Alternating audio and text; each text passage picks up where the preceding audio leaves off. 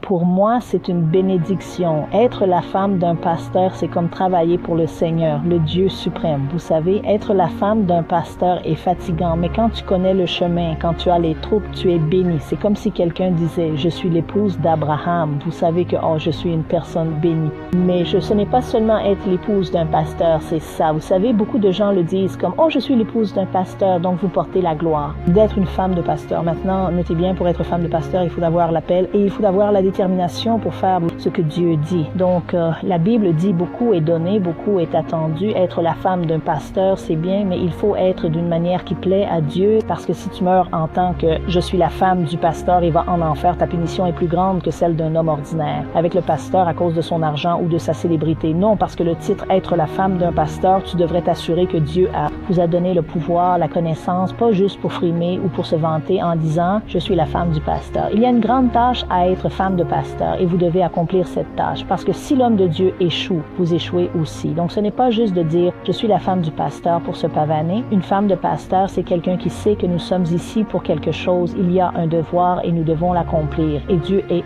Dieu. Il ne fait pas, ce n'est pas un homme qui plaisante. Donc vous devez être très concentré. Si vous savez que vous voulez être la femme d'un pasteur, vous devez demander à Dieu la grâce et vous assurer que Dieu vous a vraiment appelé à être la femme d'un pasteur.